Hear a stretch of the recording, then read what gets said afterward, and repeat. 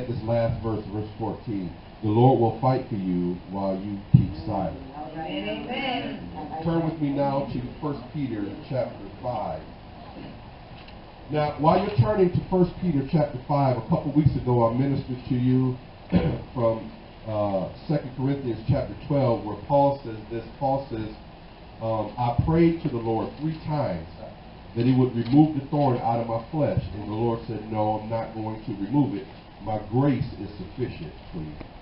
And so, right off the bat, I need to let you know there are some struggles in your life that God is not going to move out of your life. He will give you strength every day to overcome them, but He's not going to move them. Because it's the very thing that causes you to go back to Him. If He were to remove this one thing, how many, let me see if I'm in the house. How many of you have said, Lord, if you could just move this one thing out of my life? I don't want to know what it is. You're not raising your hand because you think I'm going to say, what is it? I'm not going to ask what it is. Is there at least one thing in your life you said, Lord, if I could overcome this one thing right here, I will be perfect? Anyone at all? Is there one thing, at least one thing in your life that you wish you overcame that you have not overcome yet? God said, for some of those things, I'm not going to remove. But I will give you strength every day to overcome it. If you come to me and seek me, I will give you the strength to overcome it. Now, tomorrow you're going to have to face it again. But my mercies are new daily. If you come to me again, I'll give you the strength to overcome it again. But I'm not going to remove that. That thing right there keeps you coming back to me. And you say, Lord, if I could just overcome this nagging thing, this thorn in my flesh. God said, nope. I believe that right there. Now, watch this. There are some things in your life that God will remove forever. He told Moses, these Egyptians, you ain't never going to see that no more. Who here has a weakness in their life? Now, we've been transparent. Don't get brand new now. Who has a weakness? Something. I'm not going to ask you what it is. Who has a weakness?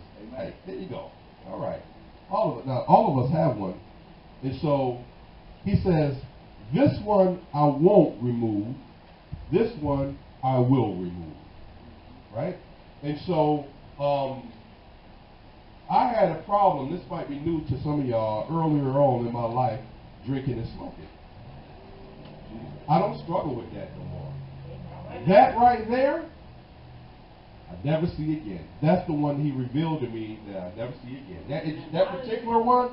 Now there are some things, don't you ask? I ain't telling you. You better know your own. What is it? What is it? You don't need to know. What's yours? I ask you yours. Everybody got something. Everyone got advice that you have to go before the Lord for. And so God says to this one, I will give you strength every day. If you come to me, I will give you strength every day to overcome it. You don't ever have to lose this if you'll come to me every day. That one, you don't even need to worry about no more. Now, who here used to struggle with something that you don't struggle with no more? It don't even tempt you. Right? Right. We're in the house. But now, once again, there are some things that you go to the Lord for daily, right? Right. So look at the comparison. Paul says, I prayed to the Lord 3 times. Remove this thorn out of my flesh. Remove this thorn out of my flesh. Remove this thorn out of my flesh. God said, nope, I'm going to leave it right there. Because my grace is sufficient for you. As long as you keep coming to me, I'm going to keep allowing my grace to pour on you. He said, I resist the proud, give grace to the humble. If you'll humble yourself, I'll give you grace to overcome the very thing that you hate. Now, the thing that you used to struggle with, if it comes to you, you're able to flick it off. The other one, you got to pray, you got to fast, call your prayer partner, everything, because you really love God. And so God said, in order for me to keep you, I have to keep this in your life. Because this will bring you back to me. Because God uses you mightily on one level, but on another level, just between you and God, you got that one thing that you wish weren't there. And it's the one thing that brings you right back into prayer and depending on Him. So He says to Moses, this enemy you'll see no more forever. So now, are you at 1 Peter? You have to go through God's tunnel. You have to go through God's tunnel. God has a tunnel that we must go through. Now, tunnels are not necessarily so wide. David said, yea, though I walk through the valley. A couple things. David said, I walk through. We're not going to run through this one. You got to walk through. And when we run, we want to rush through whatever it is that we're going through. God said, no, not with this one. You got to walk through this one. He says, yea, though I walk through the valley. Valleys are narrow. You don't have many options. You got to walk through this one. And this particular one, is set aside for you. Yea, though I walk through the valley of the shadow. It's not really death. It's a shadow. It looks like the reality. The devil comes as a roaring lion. He's not a real roaring lion. He comes as a roaring lion. And one thing I've shared with you that I've realized about lions, I was at the zoo one day, and I fell into a trance looking at the lion. And I said, wow, that's a beautiful beast that the Lord has created.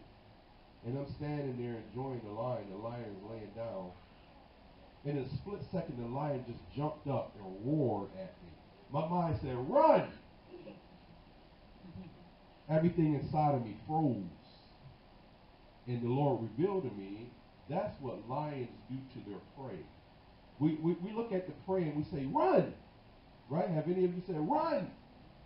After the lion roared, the authority that's in the lion freezes its prey. And it roars, and the prey said, their legs are moving, they said, run. And the body said, I can't. Because the authority of the lion. And that's what the devil does. He comes as a roaring lion. And we say, I should obey the word of God. And your legs are moving like this. And you want to do it. But because of the roar being so aggressive, it froze you. But we forgot that he's coming as the roaring lion. He's not the real roaring lion. He's not the lion of the tribe of Judah. Yea, though I walk through the valley of the shadow of death, I'll fear no evil. The reason you're not fearing evil is because God's with you. Amen. The rod and staff, they comfort you. Jesus told us that, I'm way off topic. You did something, brother. He told me the Lord about to shift my message, and we're going to see. He said, that rod and staff, they comfort me. Jesus said, be careful of wolf in sheep clothing. Okay? So now we have to understand what that's saying. See, evil can put on good for a while, but good can't put on evil. See, when you're good through and through, and you want to please God. That doesn't mean you're perfect, but it bothers you when you're not pleasing God. Amen. Because you're a sheep. We all have sheep here today. All right? But he says, be careful of wolf in sheep clothing. Because the wolf can hide in the pack, because the wolf will do the things that the sheep will do also. But the way that you know a wolf from a sheep is that you can't correct a wolf. That's when you know it's a wolf, because you can't correct the wolf. The wolf will eat with the sheep. The wolf will lay down with the sheep. The wolf can have fun with the sheep. But the moment you correct the wolf, you better put some running shoes on, because the wolf does not like to be corrected. And so you'll see the wolf rise when you correct the wolf. He pull the sheep clothing off and say, who are you talking to? You don't do that to me. You don't correct me. I'm a wolf. I'm in the sheep. And so, to my single people, if you are looking for a spouse, don't look for the spouse that's shouting in the church. You can't see the sheep there, because the wolf know how to act like a sheep. They can shout and dance. That's not where the sheep is. Don't look for the sheep when all is well.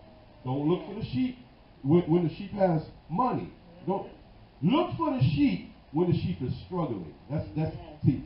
Look for that sheep when they're broke. Watch that personality come out. Look for that sheep when all hell breaks out. That's how you can tell what's inside. Don't look for the sheep when everything's well. You can't find it. You'll find the sheep, the true sheep, when all hell breaks out. That's how you discern the difference between the wolf and the sheep. Now, that's how you're looking for a mate. That's when you look for them. Don't look for them when all is well. I just threw that one out there for free.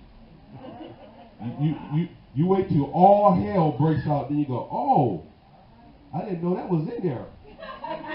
You're not going to see it until tough times.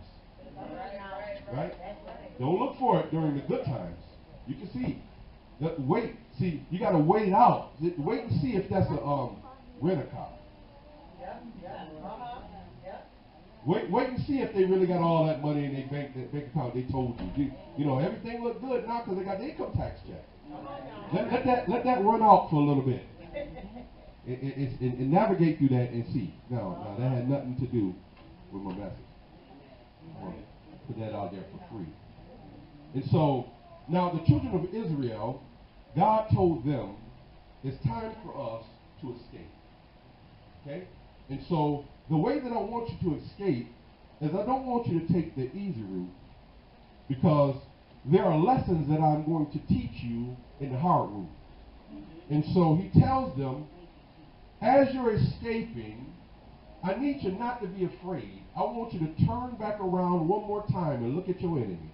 Just turn around one more time, because this enemy that you see, you will see no more forever, because I'm fighting your battle.